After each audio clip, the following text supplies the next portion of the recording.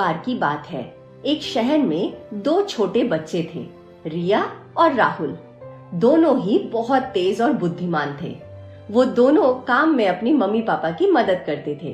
एक दिन शहर के एक मेले में घूमते हुए रिया और राहुल दो मिट्टी के खिलौने खरीदते हैं और वापस घर आ जाते हैं।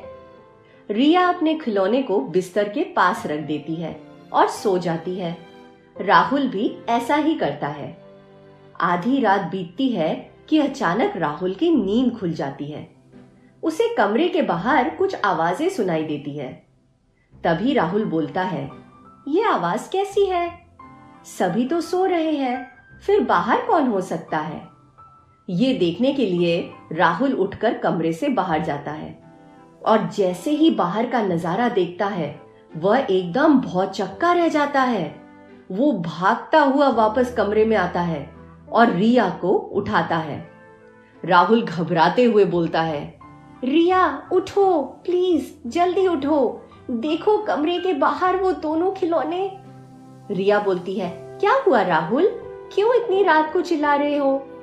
राहुल बोलता है, चलो मेरे साथ, वो देखो बाहर दोनों खिलौने बात कर रहे हैं। राहुल की ये बात सुनकर रिया उसके साथ कमरे से बाहर जाकर देखती है और जैसे ही वो दोनों कमरे से बाहर पहुंचते हैं तो दोनों हक्के बक्के रह जाते हैं।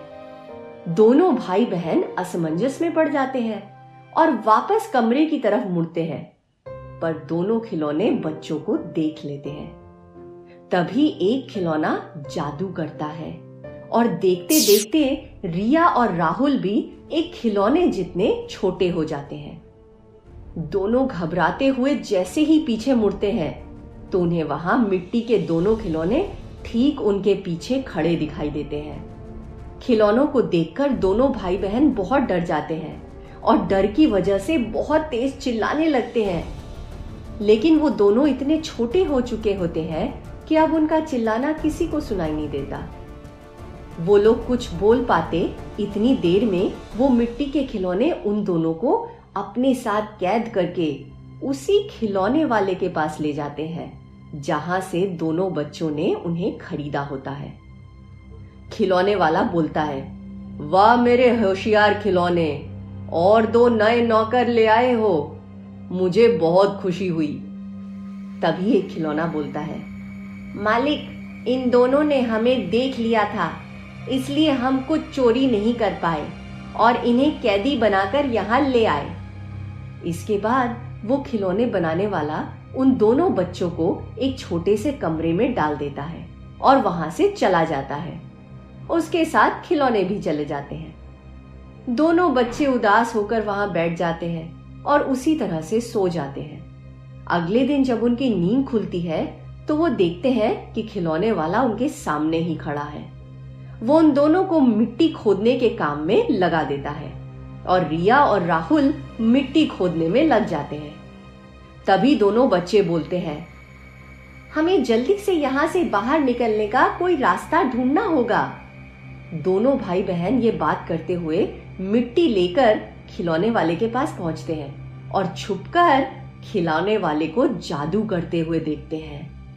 खिलौने वाला चम्मच की मदद से एक मटके में से जरा सा पानी निकलता है और उन सब खिलौनों पर छिड़क देता है, जिसके बाद उन सब में जान आ जाती है और वो चलने लगते हैं। ये सब पीछे खड़े रिया और राहुल देखते हैं। दोनों मिट्टी लेकर खिलौने बनाने वाले के पास जाते हैं।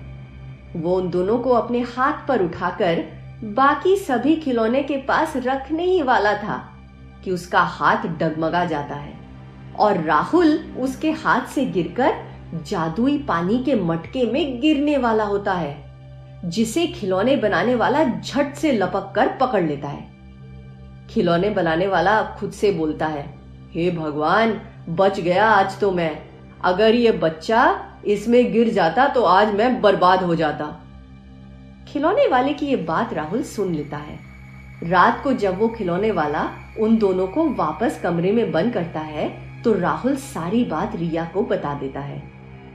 अगले दिन जब दोनों बच्चों को मिट्टी खोदने के लिए कमरे से बाहर निकाला जाता है तो दोनों एक योजना बनाते हैं और मौका ढूंढकर जादुई पानी के मटके के पास पहुंचकर उसके अंदर कूद जाते हैं। दोनों बच्चे के उसके अंदर कूदते ही एक तेज धमाका होता है और दोनों भाई बहन दोबारा बड़े हो जाते हैं। अब वो बाकी का पानी सारे खिलौनों पे छिड़क देते हैं और उन पर भी जादू का प्रभाव खत्म हो जाता है और वो वापस बच्चों में बदल जाते हैं।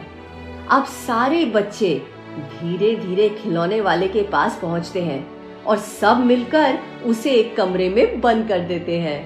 अब सारे बच्चे कैद से छूट के अपने अपने घर चले जाते हैं।